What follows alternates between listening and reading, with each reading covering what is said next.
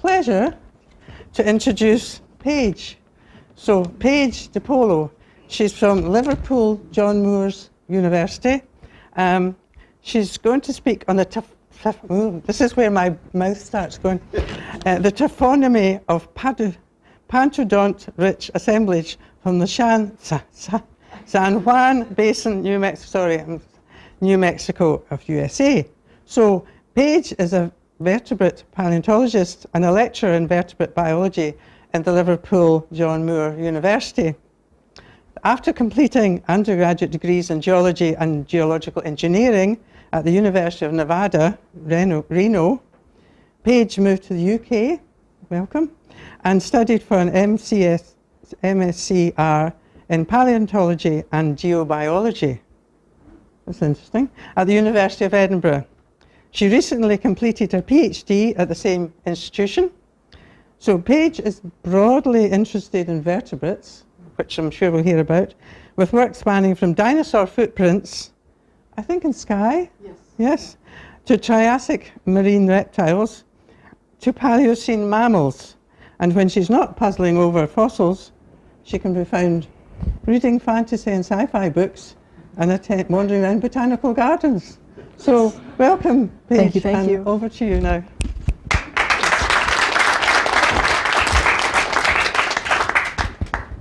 All right, so can everyone hear me all right? Is the audio okay? Brilliant. So hello, I moved the computer and that was a mistake. Off to a rollicking start. Let me try that again. We okay, computer? We okay, screen? All right.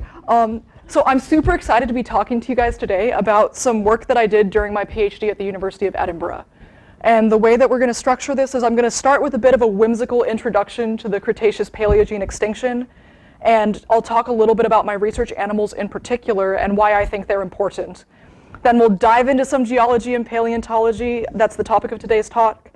And then I'll back us out a bit and talk about like why the geology is so interesting for this particular context. So without further ado, 66 million years ago, an asteroid approached the Earth. The dinosaurs are living their lives, having a grand old time in the Mesozoic scene. It pings off the edge of the flat Earth, catapulting the dinosaurs off into space.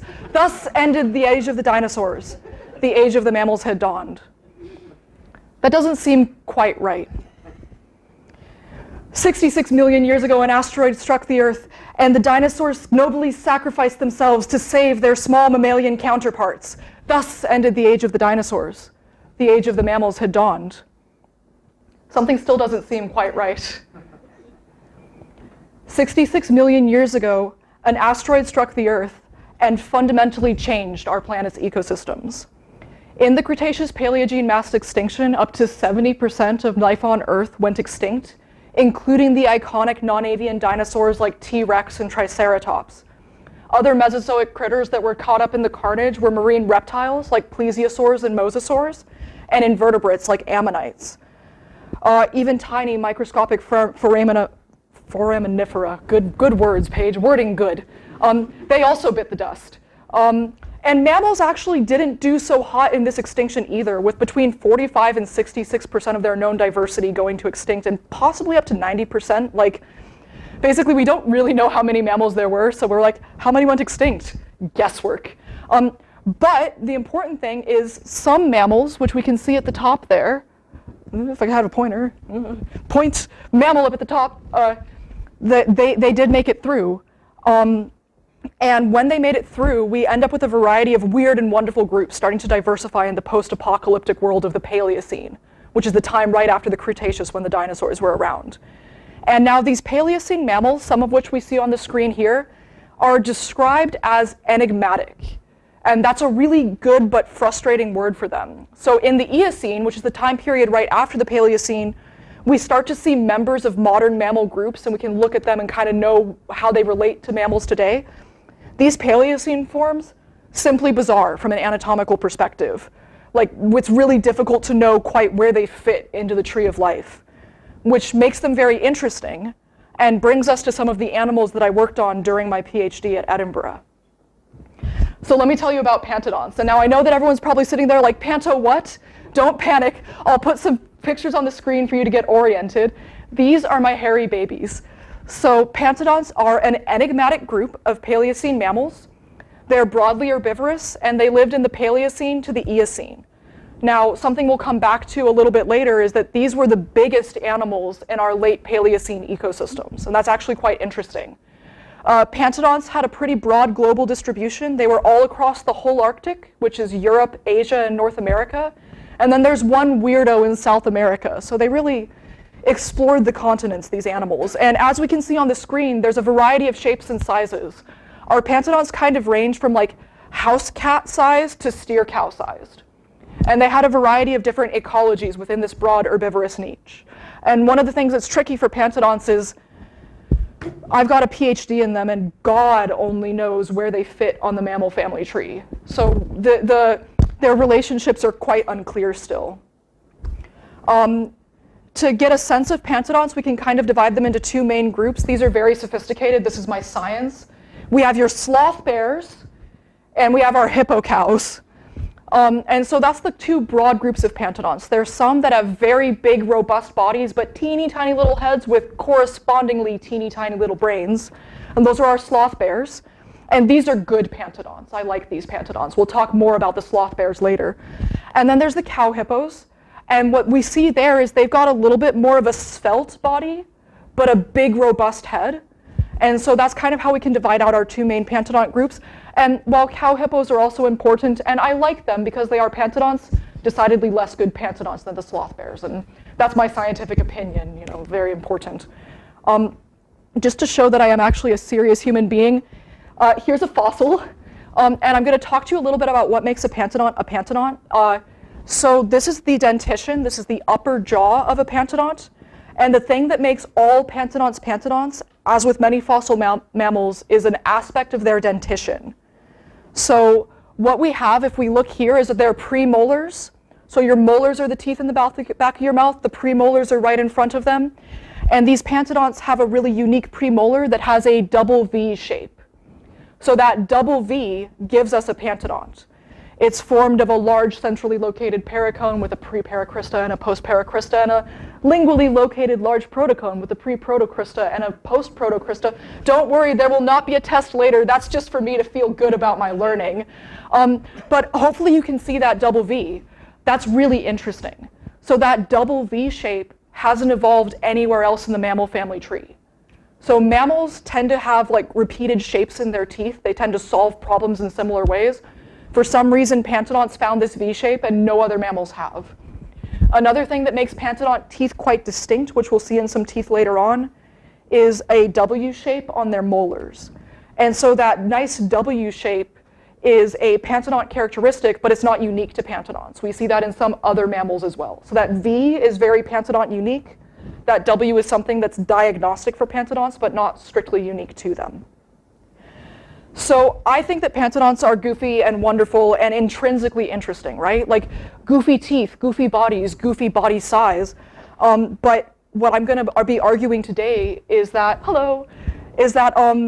we should all be interested in pantodonts because of where they sit in our evolutionary story for mammals. And to understand that evolutionary context, we're going to rewind a bit and step back into the time of the dinosaurs. So on the bottom of our screen here, we have a very rough, made in PowerPoint geologic timescale. And we're going to talk a little bit about how body size has changed in mammals through time. So true mammals came onto the scene around the same time as dinosaurs evolved in the late Triassic, about 220 million years ago. And for the next 140 million years, so that's 2/3 of their evolutionary history, they never got much larger than the size of a badger.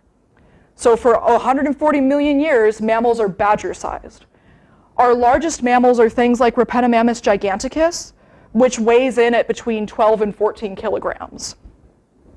After the KPG extinction, we see a step change in body size, with some early mammals, those upside-down triangles, the condylarths, stepping up initially, and then immediately afterward, the pantodonts going up an order of magnitude in body size. So what we get is a nearly 10-fold increase in size from the Mesozoic predecessors to our pantodonts very quickly, within a couple of million years. And should be intrinsically interesting to us because we happen to be mammals that are a fair bit larger than a badger. And that's actually quite unusual for mammals today, to have large mammals. Like, we think about them, they're charismatic, we are large mammals, but that's not the baseline. Most mammals are quite small.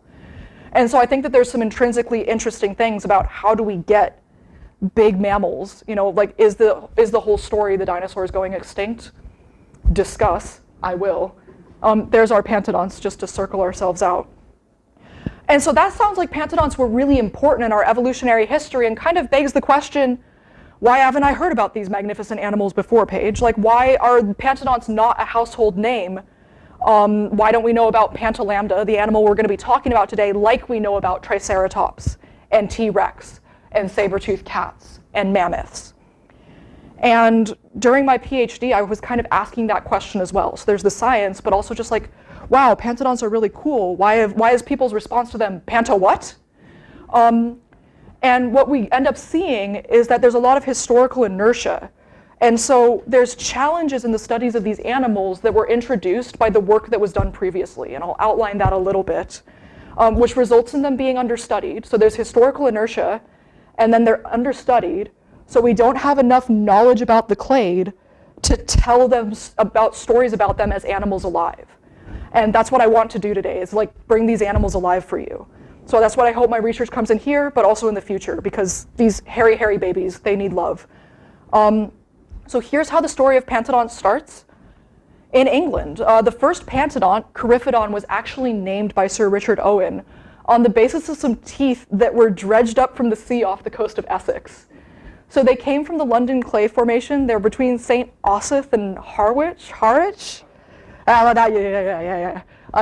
I can do the British sounds. And this find actually served to contextualize some previous fossils that had been found in continental Europe. So our first pantodonts were found in England and in places like France and Belgium.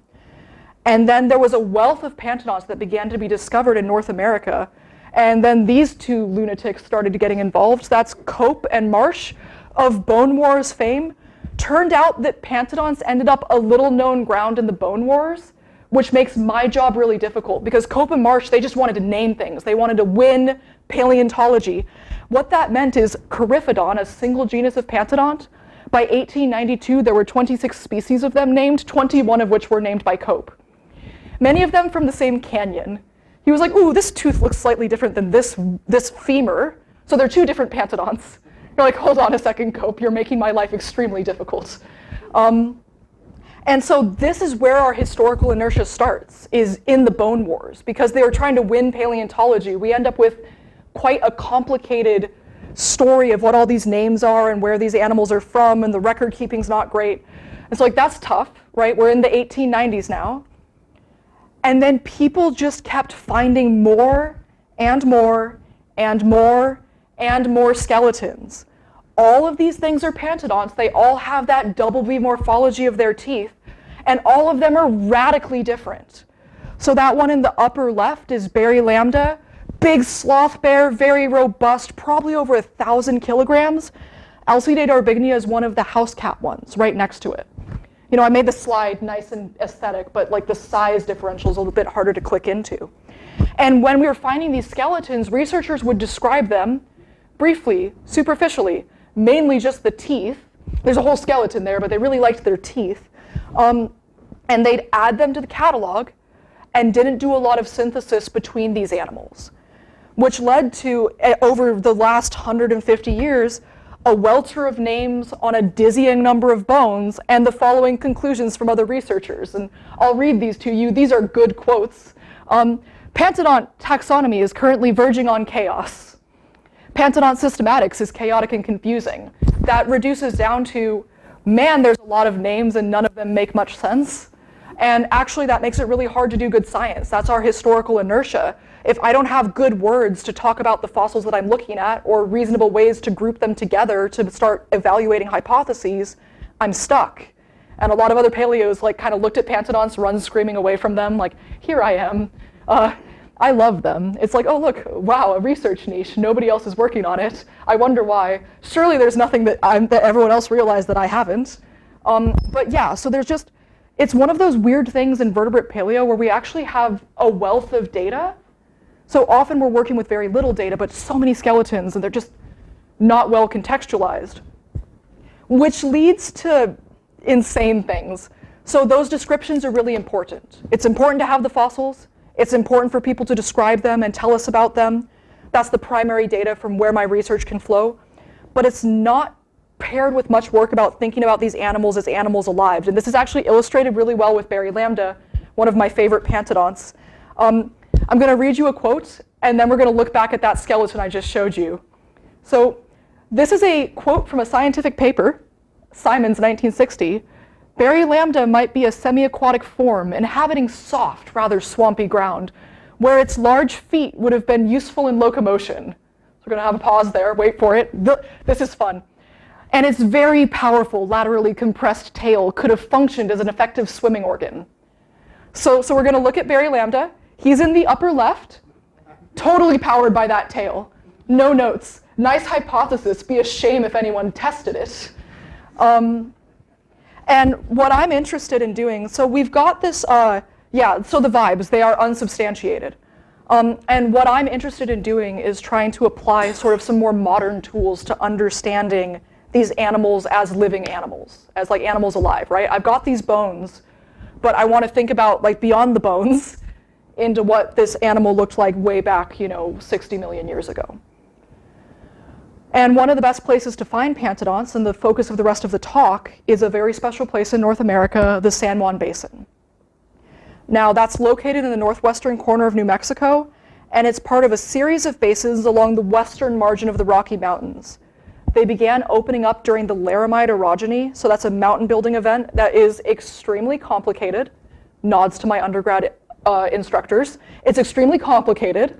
But in broad strokes, it happened because of the subduction of the Farallon plate underneath the North American plate. So that was the plate before we got the Pacific plate rubbing along strike slip. It was subducting underneath the North American plate. And the San Juan Basin is one of the most southerly basins from that orogeny. So it started forming in the Cretaceous about 80 million years ago, and it continued to develop until around 50 million years ago. Now those dates are really important because they give us extremely good rocks. The rocks in the San Juan Basin, they span the KPG boundary, which is really special. And they are the right type of rocks. They're clastic sedimentary rocks. So we've got mudstones, we've got sandstones, we've got some conglomerates. And so those are really exciting rocks. They're from the right time, and they're the right type of rocks for preserving fossils, and that's really critical. And in the Cretaceous, these rocks are full of dinosaurs. Hadrosaurs, ankylosaurs, sauropods, theropods, tripping over dinosaur bone in some places. They're incredibly fossiliferous. Just across the boundary in the Nacimiento Formation, which is the formation that I work in, it's teeming with fossil mammals, including the pantodont Pantolambda, which was my thesis animal. And just above the San Juan Basin in the Eocene, so that's going to be in the bright orange, so the Nacimiento Formation is beige, and the bright orange, the San Jose Formation, has a pantodont of his own, Coryphodon, which is one of our cow hippos, and we nod politely at it, and then we look at our sloth bear Pantolambda. We like Pantolambda.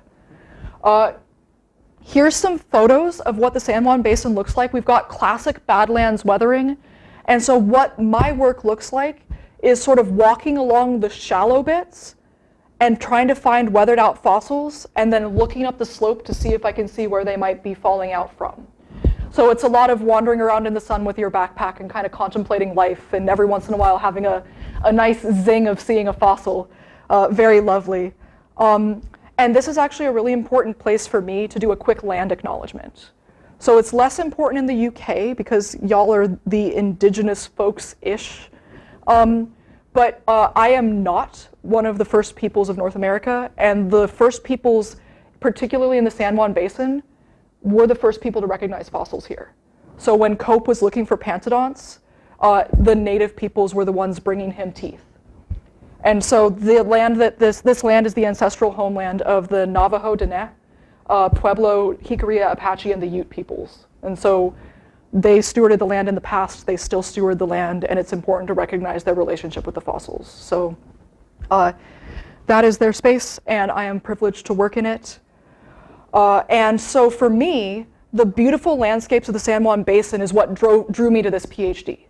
So I lived in Scotland, I was working on Skye, but then I was offered this field work in like this beautiful desert in North America, and I was like, oh yes, this is great. And I'd planned to work in the San Juan Basin and take a really broad perspective on pantodonts. I was gonna go around the world, so I was gonna use the San Juan Basin specimens as a jumping off point to travel the world and look at all of these animals and build a family tree of them, figure out where they lived in the mammal family tree. And then there was this like global pandemic that totally ruined all my plans. And so rather than getting to work with multiple museums worth of anatomical data on all of those different skeletons to make a pantodont family tree, I ended up locked down in Edinburgh for a few years with a few scrappy boxes of bone fragments squirreled away in the lab. And so my PhD goes from this very global focus to like, oh, well, I've got this box. Like, what can I do with it? And so the majority of the bones that I had came from a single locality. And so I started asking myself, what can we say about the taphonomy of this site? What's the story of these bone fragments? And so let's talk a bit about taphonomy. That's going to be a word I'm using a lot, and I want to bring you along. I know that's not necessarily the most common geology word. Taphonomy comes from the Greek. So we've got taphos, so tomb, grave, burial, and then nomos, which is the law. So the laws of burial, essentially.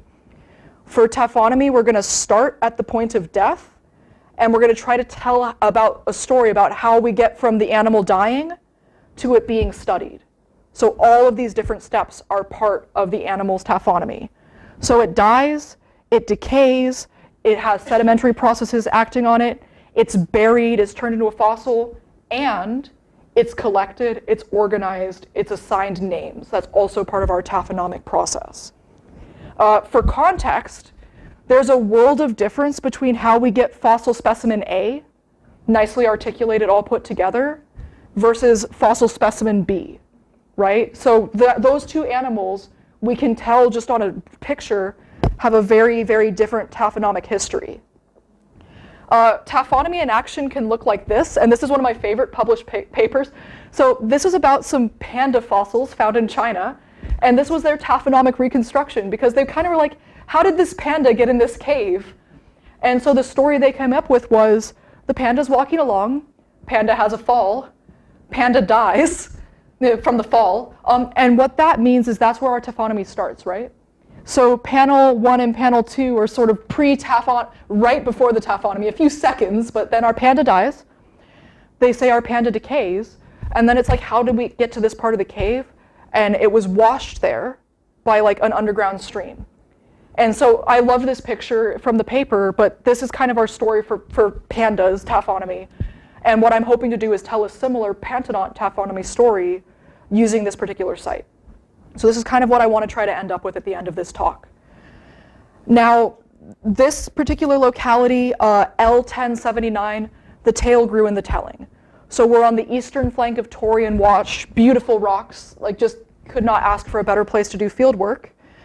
And I ended up working on this teeny little box of bones that came from that lower bit of the San Juan Basin. So just in that red dot there, I don't have a laser pointer, I would try there, red dot, that's Torreon Wash, it's in the southeastern part of the basin.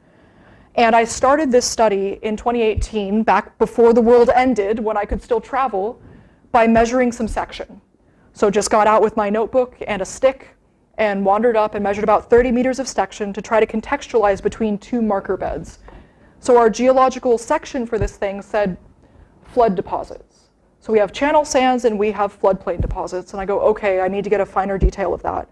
And what I'm going to do is I'm going to draw your attention to this broad scale pattern, L1079, that's the quarry here, is located at the top of a white resistant sandstone. And then the pantodont bearing horizon is just a little bit higher than that.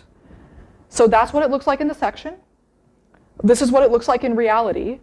And so this collecting pan is where the backpacks are. So when I go to L1079, I'm not digging into the outcrop where the pantodonts are, I'm picking up fragments of bone from this pan right below it. We know the pantodont remains are coming from slightly higher in the section because they've been observed in situ in the past. So other researchers have been able to see pantodont bones sticking out from a certain horizon, including my external supervisor. So you sometimes treat field notes with a little bit of grains of salt, but my external supervisor was like, no, I saw a few pantodont bones weathering out. And I'm like, you're a pretty good scientist, I trust you. The rock in this case is a cliff-forming gray mudstone. And geologically, I want to draw your attention to the fact that we've got these, like, they're not bright colors, but do we see alternating colors on our cliff face here? We see some tans and some beiges and some reds. I particularly want you to see that in the gray and red, more crunchy looking layers, we see beige and white layers that are variably thick and not laterally continuous. These lighter layers are coarse grained, and we're going to put a little bit of a pin in that, okay? So that's just what we're looking at for the rocks right now. We will come back to this picture. Now, our pantodonts are spatially restricted. We've got a very limited collecting pan, but they're time averaged. So we've got the pantodont horizon, but we've got several meters of section that might wash into this collecting pan.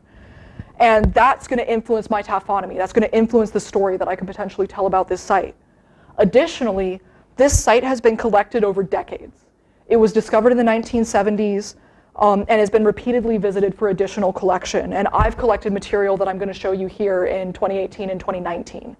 And so as we keep going back to this site, we keep picking up fossils. We keep changing the story a little bit, right? Our numbers change every time we go out. And that right there is our pantodont horizon. So just again, the collecting pan is where the backpacks are. Our pantodont horizon is slightly above it. So what did my box of bones look like? Let's sigh. This is very difficult. These are chunks. These are bits. This is very difficult. In total during this study, I had a lot of time during lockdown. I surveyed 2,223 bone and tooth fragments and tried to identify them as best as I could. Now, a lot of times I could not get more specific than bone fragment. Gotta be honest. And so when I was making the estimates that I'm going to show you, I was trying to be as conservative as possible. So I was trying to underestimate what I was seeing. And the reason for that will become clear, but every time I was like, ooh, not sure, I was going to take it out. I wanted to have proof positive of what I was saying, and so I only tallied what I could positively identify, and I erred on the side of a lower number in all of my estimates. What the reason for that is because I want to end up with an underestimate of the individuals present in the quarry, because if I still have an interesting number, that's potentially more powerful, right? That strips away a lot of our taphonomic issues. And in my later analyses, there's lots of fragments here, but I only included material that I could positively identify as my pantodont, as Pantolambda bathmodon. Now, people for the last 50 years have noticed that there's a lot of pantodonts in this part of the world. And so the first thing that I ended up doing was trying to figure out just how many pantodonts are there. Lots of people have said there's lots of pantodonts. And so I started by trying to figure out my minimum number of individuals. So I counted repeated elements. Essentially, if I have one right humerus and I have another right humerus, I have to have two pantodonts, right? Each pantodont can only give me one upper arm bone. And so I started by looking at the teeth. So I had 54 teeth from 40 different bone fragments. And on the basis of 4 different teeth, I had a minimum number of individuals of 3 pantodonts.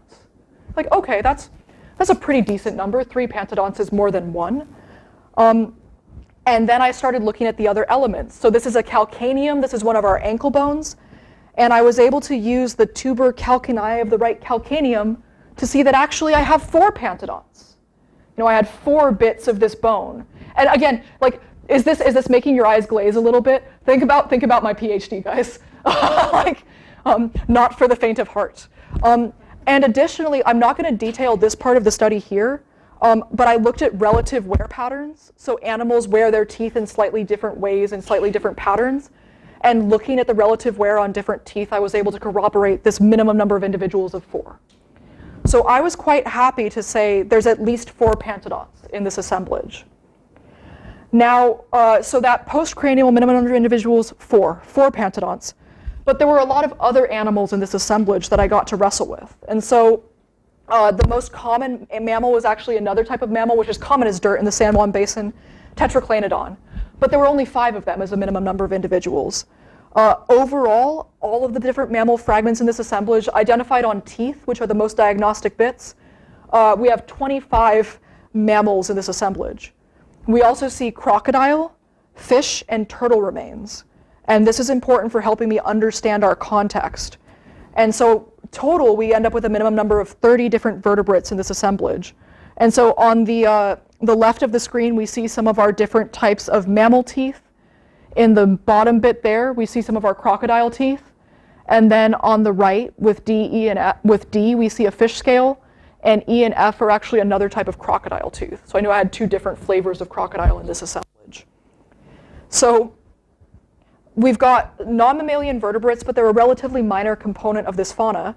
And luckily, I know I'm working with underestimates for all of this, because there's a low percentage of identifiable material. Of those over 2,000 pieces of bone I looked at, less than 7% of it was identifiable dental material.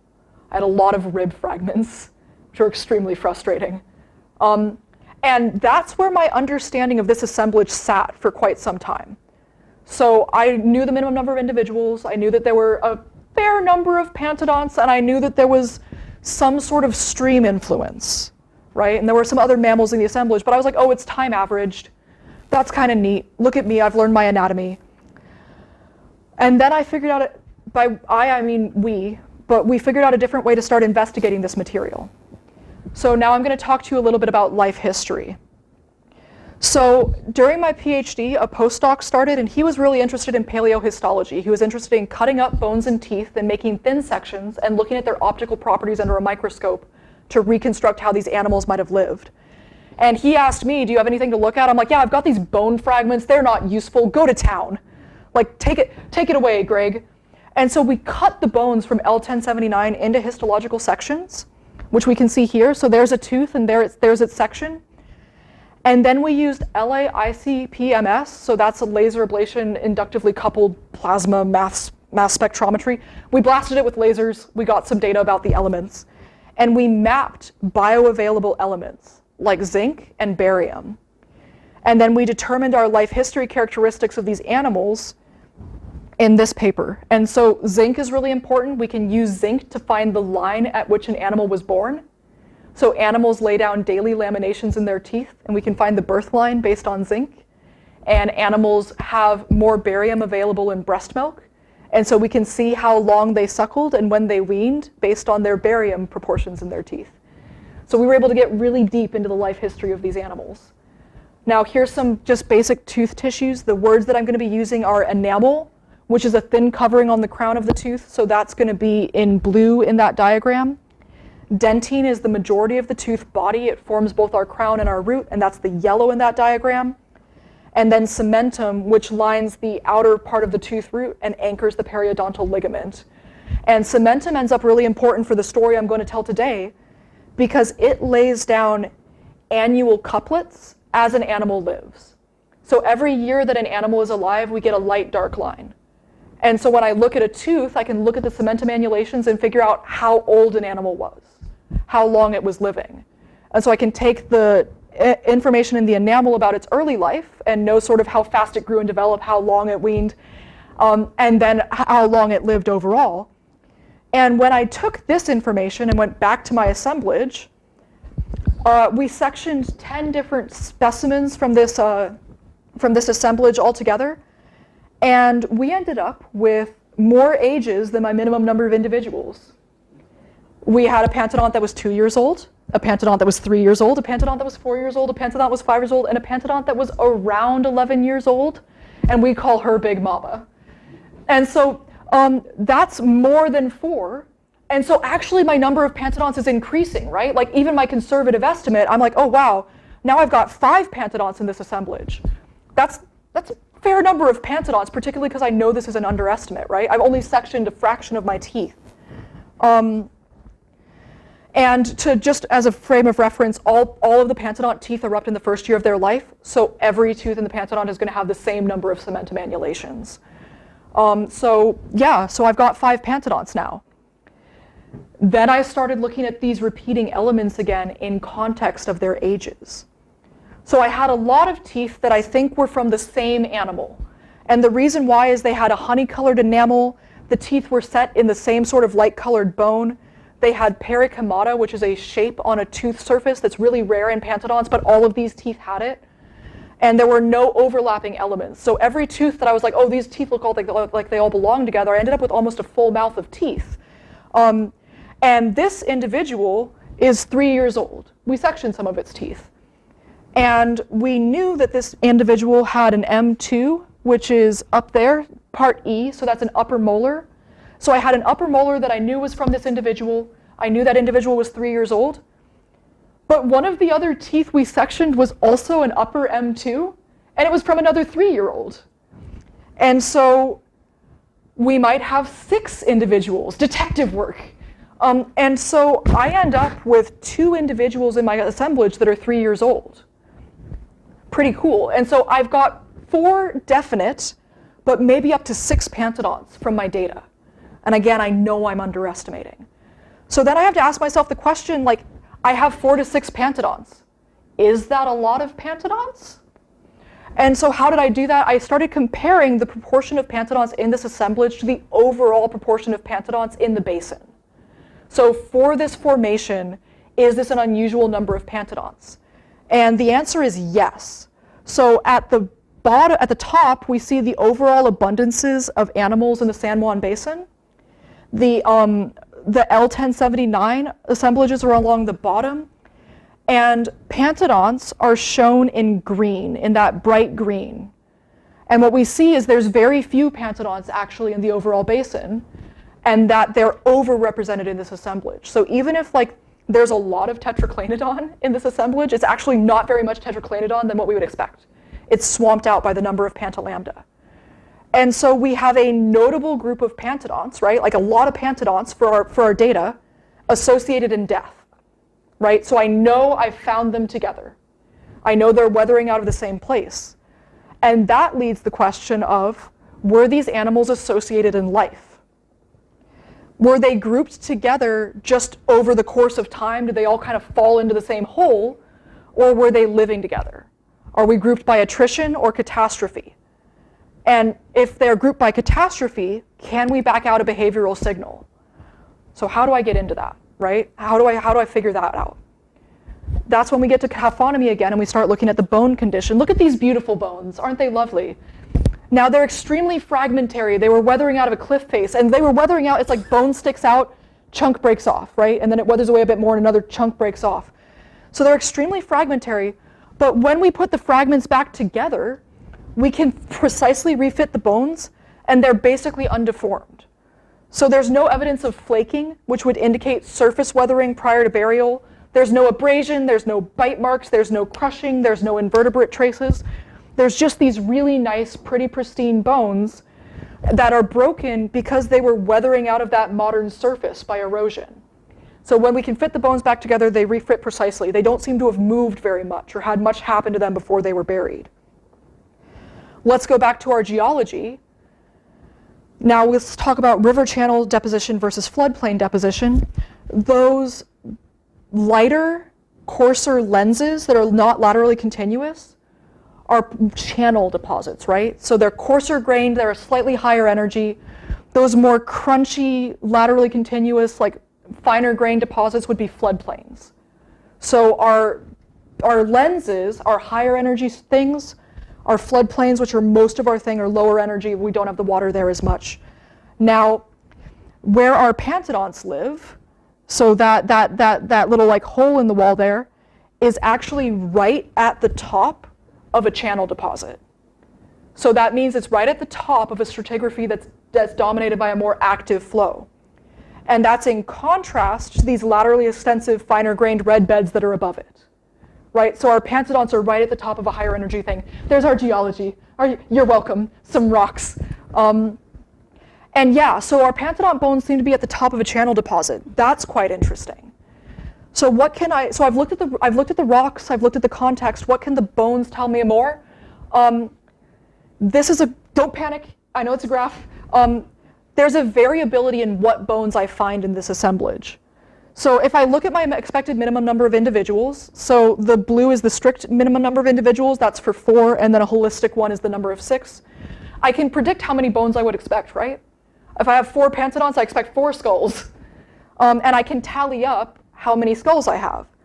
And what we see is we have the expected number of jaws and limb bones, but bones like our hands and feet and our ribs are much less well represented in this assemblage. So we don't have full skeletons. We have a lot of skulls, we got a lot of limb bones, but we don't have these smaller, lighter bones. And that leads us back to our story about these fish and crocs, because fluid flow sorts skeletons. Now, this is studies done by Voorhees. He would like throw dead animals into flumes and see how they fell apart. And yeah, very cool, #science. And what he was able to find is that some bones are much more likely to be washed away than other bones. So light bones like ribs and vertebrae and hand and foot bones are much more likely to be winnowed away. If water flow moves over them, they're taken away. The limb bones tend to be a little bit more resistant to flow. And then skulls and mandibles, for whatever reason, do not want to move that much. Like, it takes a lot of energy to move those bones. And so group 1 can be immediately transported by flotation. They can be swept away in the water, or saltation. They can roll along on the river floor. And that's mostly because of their light density. Group 2 is transported later than group 1. Group 3 resists transport. When I organize my skeletons into Voorhees groups, what I see is that we've got mostly group 3, those guys that don't want to be transported, followed by group 2, and then very little group 1. So that higher proportion of group 2 and group 3 suggests a bone assemblage where the animals are actually relatively close to their point of death that's experiencing a current flowing over them. So the lighter elements are being winnowed away by a flowing current. Our pantodont bones do not seem to have traveled far from their point of death. So it's less likely that they washed in from somewhere else and accumulated in a particular place. Instead, so that means that our attrition hypothesis starts to be less weighted than maybe a catastrophe hypothesis. Another interesting note is that decay studies are fun. If you disarticulate a limb in a wet environment, it tends to disarticulate proximo-distally. It'll decay from the hand inward. If you disarticulate a limb in a dry environment, the ligaments in the hand tend to hold the hand together and it disarticulates the other way. So losing the hands actually indicates that they may have been decaying in a more wet environment. Isn't decay fun? Isn't this wonderful? And so there's actually some other additional evidence that maybe these animals decomposed in a fluvial setting. A couple of final nuances of this assemblage. We think about the demography again. So we have all of these individuals that ranged from 2 to 11 years old. Pantodonts reached sexual maturity at about a year old, and I know that from their life history. So what that means is I have a group of 4 to 6 adult individuals. They've all reached sexual maturity. So this is a group, like a family group, like no juveniles though. And looking at mass death assemblages that arise from drownings in modern environments, there's a predominance of adults with variable representation of juveniles. There's intact elements from all the skeletal groups, which is what we see here. And then the assemblage is dominated by axial elements. So those are things like skulls and jaws and some backbones and long bones. And so that kind of leads to, speculatively, suggesting that our L1079 pantodonts may have experienced a catastrophic event. They don't seem to have washed into this system. Something bad seems to have happened to them. And I'm like, and in terms of the taphonomic literature of today, mass drowning, question mark? Did it decomposed in the water, question mark? Nice hypothesis, be a shame if anyone tested it. I'm trying really hard to test it, guys. But this ends up with my taphonomic story. Is I've got my pantodonts, and I think they died in a group. Mass drowning, question mark. There was minimal transport. They died close to where we find them. And then the winnowing away of our lighter bones, our hands and our ribs. They're finally buried in this fluvial setting at the top of this channel deposit by the floodplain deposits as our river changes course. They turn into fossils, thank you diagenesis. And then they're eroded from the cliff. And this is actually a really important part of the story because the bones end up fractured and they're end up more tricky to work with. And then they've been surface collected for over 50 plus years. So it's an iterative assemblage, and we have to deal with that as well. So this is the story of the L1079 pantodonts, and that was pretty cool for a couple of years in lockdown. Because what that shows me is something really interesting about these animals alive, right? I'm interested in these animals alive. This is a group of a fair number of adults, which implies that our pantodonts may have been exhibiting grouping behavior. They may have been a bit gregarious. So this is a picture drawn by my friend Taliesin. He really understood the brief. I was like, I want pantodonts and I want them cute and gregarious. Like perfect, no notes. Cuddle, puddle. And so this is really interesting because we're getting a glimpse into the life of these animals that lived 64 million years ago.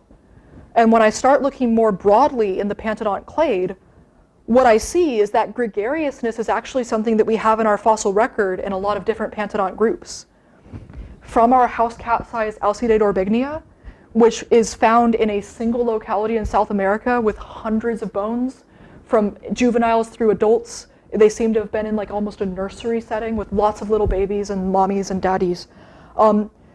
To Coryphodon, which like the collective assemblage of Coryphodon should be a catastrophe of Coryphodons. They mainly seem to form catastrophe quarries. So this is also in the San Juan Basin actually, is a group of multiple individuals of Coryphodon. And so those are in death, right? Alcidae dorbignea is in death, those Coryphodons were in death, but there's also trackways indicating these animals moving in herds.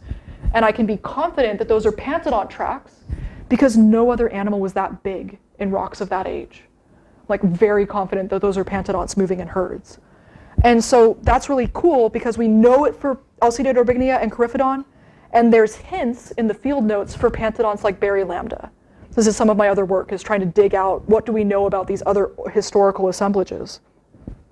And so Alcidae dorbignea is small, Coryphodon's big, Pantolambda's mid-sized. So what we see is gregarious behavior across all of our sizes of pantodonts. It's not necessarily a groundbreaking conclusion if you're a biologist. Mammals do tend to be quite gregarious critters, but it's very cool for me as a paleontologist to get a glimpse into both the death and the life of these animals from the fossil record. So that's the talk, but very briefly, I need to acknowledge people. So again, our land acknowledgement. We know from archaeological evidence that these peoples were the first humans to recognize that there was something special about the mammals in this area during their centuries-long relationship with the land. So again, the Navajo, the Pueblo, the Jicarilla Apache, and the Ute peoples, there's the land that I worked on. I needed to look at a lot of bones, so here's all the curators and collection managers that helped me along the way. These are the people who helped me do my research in other ways, and those are my funding bodies. And then the more important acknowledgements, my PhD was part of the Paleocene Mammals Research Group, the PALM group. And my PhD supervisor is Steve Brusati, who some of you may know. He was wonderful. I don't think that I would have finished my plague doctor PhD without Steve's support. Tom Williamson is my external supervisor, seen there eating tuna with his excavation trowel. And then Sarah Shelley was my other supervisor. So she was one of Steve's former PhD students who was his postdoc. And these was the mammal team that really helped me switch from dinosaurs to mammals for my doctorate.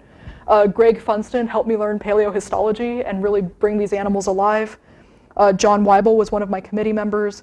And then the other postdocs and PhD students were Ornella Bertrand, Hans Puchel, and Zoe Kinigopoulou. So it was a really vibrant research group, all working on a lot of different mammals. And then this is my friend Matthew, who dragged me through the last 6 months of my thesis when I had to finish up in a real big hurry. So gold star for Matthew. And then with that, I'd like to leave you with another piece of Taliesin's artwork showing Pantolambda being adorable. And I'd like to thank you for your time and attention and invite any questions.